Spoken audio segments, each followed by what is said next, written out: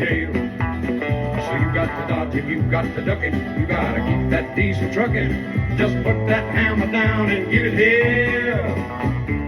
Eastbound and down, load it up and truck it. Are we gonna do what they say can't be done? We've got a long way to go and a short time to get there. I'm eastbound up Plateau Bandit Run.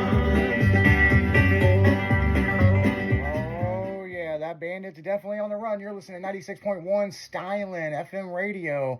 As we're just sitting here kicking it with Eastbound and Down and kicking it with Buford T. Justice. If he stays awake. I'm awake. I'm listening to you boys, and I'm planning my next route to apprehend that Mr. Bandit. Oh, yeah. I think I heard you snoring a minute ago. Yeah. I thought I heard you snoring during the last set. That's what I thought. You know, he's sitting over here, and he's got his hat just tipped down just enough over his glasses, and we... Yeah, just enough you couldn't see his eyes. Yeah. We're sitting there bullshitting. You don't know if he's awake or if he's watching every move you make. It's kind of... Every breath you take. So he snored. Yeah. Yeah. It's almost creepy, but it's almost like your father watching you, like, you know. Yeah. You know. Especially when I reached up to go to commercial, he like turned his head and I was like, oh shit, he's awake. I'm just glad he's still driving that Le Mans. Oh, I know. Because I know he can't catch me in that slow ass thing. That guy happens to be evidence. Any more evidence. That is evidence. That is for sure. Yeah. Of all the mayhem that the bandit caused. So, you know, one of the big questions that I'm seeing in the live chat, and you could probably answer this, is any of the vehicles that you guys have, none of those were screen used. You guys built all those, correct? Yeah, we did. We built every one of them. Blood, sweat, and beers. You know, Oh, yeah. The end of the movie, after the first filming, they had 4 Trans Ams, 3 snowman trucks. 2 of them were in Georgia, and 1 was rented in California, as well as one of the Trans Ams was rented in California as well. But the Le Mans, all of the Furies that were used in the movie that were leased or donated from Pontiac, they were crushed. They had to be disposed of. So none of those cars exist. You know, there's people that say that they found the long lost Trans Am. Well, that's a whole bunch of BS. Right. They were destroyed. It's all been documented. There's facts that all 4 of them from Georgia did not survive. The one that done the bridge jump, it was a borrowed motor from a race shop out of a race car, dirt track, circle track car. Mm-hmm. Nice. And after the jump, the car was totaled. They pulled the motor and transmission out right back into the race car, and a couple weeks later, it won the race. So Yeah, it's a cool story. There. Oh, yeah. All of the eastbound cars, they are exact replicas, as close as you can get to the original screen used. We've worked with a few of the stunt people involved in Smokey, and they absolutely thought that it was the Chop Top Le Mans was actually screen used, just because of how exact that it was. So, I mean, that's huge right there. That's a huge pat on the back. Well, and that's the icing on the cake. I mean, Oh, yeah. Yeah. you know, I mean, for the amount of hours that was put into it, the Chop Top went from a solid hardtop car with door and quarter panel, stripped and built back in 5 weeks, and that was just with 2 people doing the job. So it was mainly a whole lot of nights, and it just all come together. So from start to finish, from the day that it was purchased till the day that it arrived at its first show was 5 weeks. No kidding. I have a question. Does that one have the door missing sitting in the back seat? Oh yeah, absolutely. Cool. Yeah, I mean, it's I know when it authentic. staged it, so I didn't know if they had it that stage or if they had it with the door off. Because the door happened later, didn't it? Yeah. Yeah, the door come off after the roof. Quarter panel was taken off by the snowman semi. Yep. Trunk lid comes off in the next to very last scene at the Yep. fairgrounds, as Buford tells Junior to arrest that horse ass for reckless driving. Then as they pull away, the wheel comes off and runs over John Schneider from Dukes of Hazzard. But Yep. that the replica that we have built is the car that leads right up to the wheel coming off. Okay, cool. So it is, I mean, a whole lot of work, a whole lot of hours and research, just even research that we had done prior to building the car, just knowing that we were going to add that car one day, just started collecting as much information as we could. That's cool. Yeah, because, I mean, you told me the story. I mean, so you've had that car how many years now? It's been 2, right? We are at, what, year 3 Yeah, with 3. that, Yeah. heading into 4. Yeah, getting Yeah. into 4, yeah. Yeah, when you told me the story about how the whole thing come about, and you almost didn't get it. And Yeah, it almost didn't happen just because the previous owner was a truck driver, and he would take a couple days to respond to phone calls, messages, email, anything like that. And it turned into we were in Texas one weekend, and he was in Michigan, and we had to. It was more than 18-hour drive, and we had, I believe we had about 20 hours to be there before he sent it off to the crusher. And yeah, it was and close. the bad thing about it is, forgot about a time zone change, and you lose an hour when you're going from Central to Eastern. Yep. And it was at the cutoff time, that's for sure. Yeah, and yeah, when you told me that story, I was just like, oh my God. And then you're like, the guy was like, do you want to test drive? And you're like, nope, it's everything we want. We just load it up. We got to go. You know? Yeah. It had a new motor, new transmission, and you could definitely tell just as freshly built as it was and clean. It sounded good on startup, and it had just a little bit of rust, and it just happened to be on the quarter panel that was going to be coming off the car.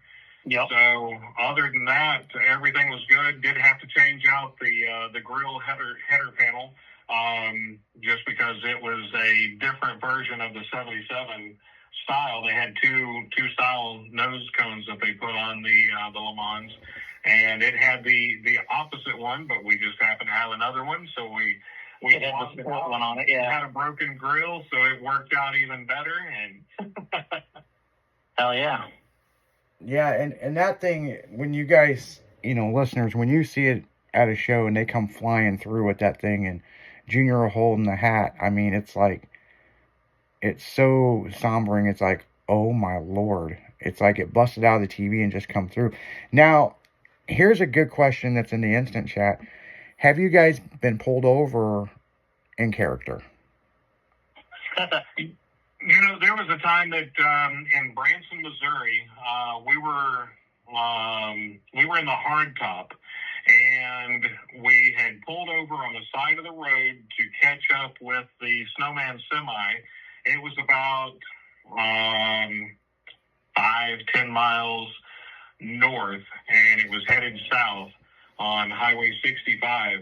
And Buford and Junior were in the hardtop on the shoulder of the road, just sitting there waiting, and we're on a hillside, so we could see the semi come, and then we were going to speed up and get out on the road and be able to lead the semi into the event that was taking place in Branson.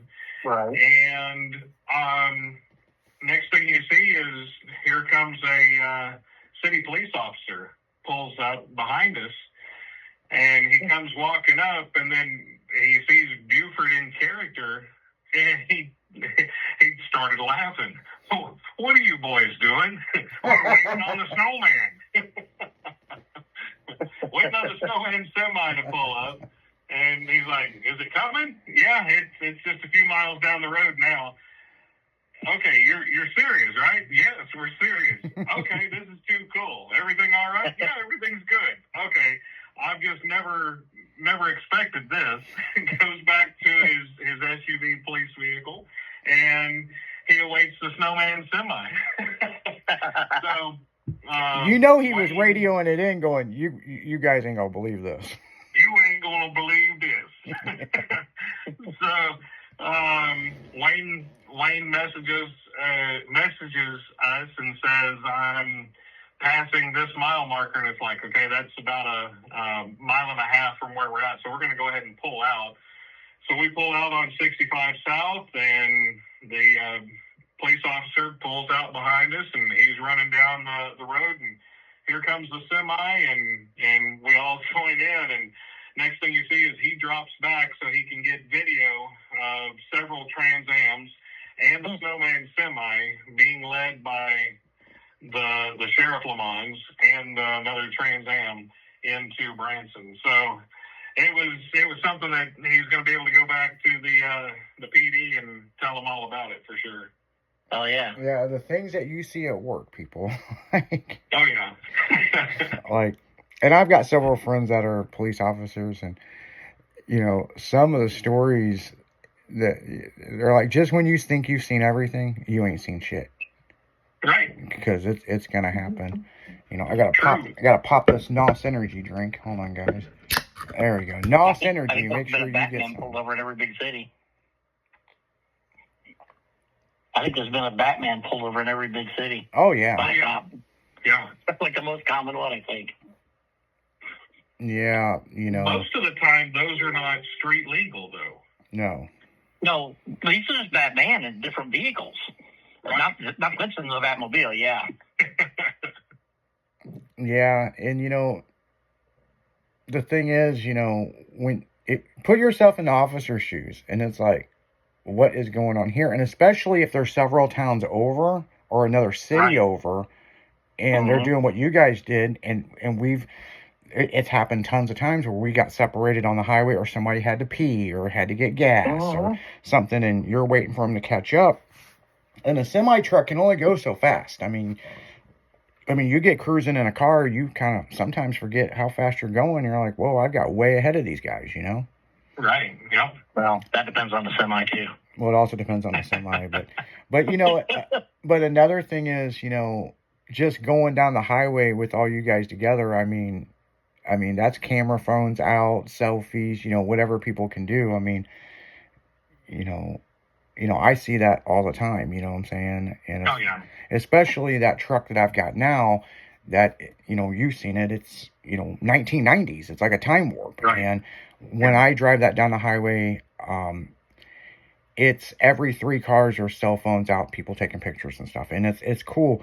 But I could just imagine how bad it is with you guys, because you guys stick out just as bad as that truck. You know what I'm saying? And it's what is this?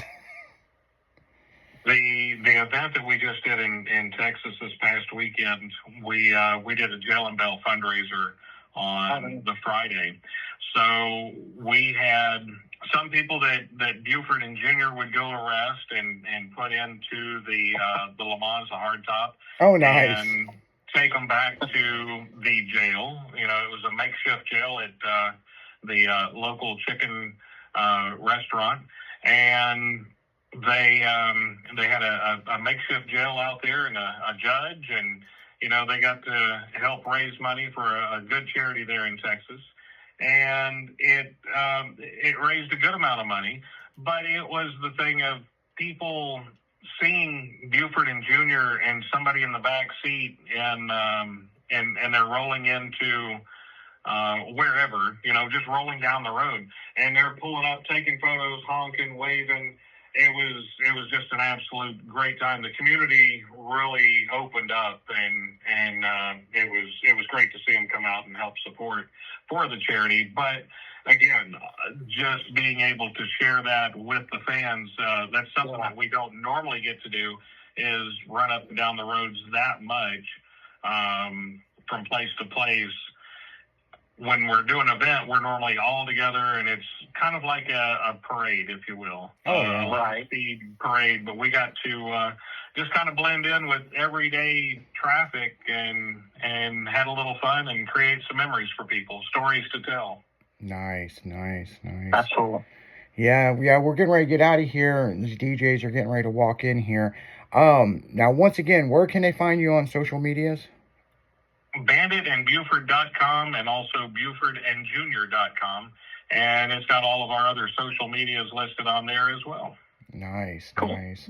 Yeah, we definitely like having both you guys on the show today. We look forward to doing some more work with you guys, and we look forward to seeing you guys at some of the shows next year. You know what I'm saying? Because I know some of the places.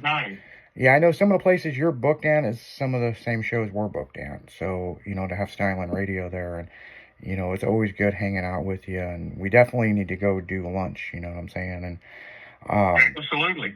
Yeah. Get Buford a Diablo sandwich and Dr. Pepper, and he may even let Junior have some hush puppies. Yeah, he may. He may. So yeah, we're gonna. You got anything you want to say, B-Dubs? I got nothing. Yeah. I'm just looking forward to tracking along to these car shows and meet them in person. Yeah. Oh, yeah. Yeah. Because once you meet these guys, people, you'll always remember it. That is for sure. So you got anything you want to say in closing, Jimmy? No, I think I said everything I need to say. Buford, It was a very cool interview, though. Buford, you got anything you want to say? I just need to tell Junior to get back down there in the car and get it started, because we're going to be in high-speed pursuit of that Mr. Bandit. I think Buford got a tip. Yeah.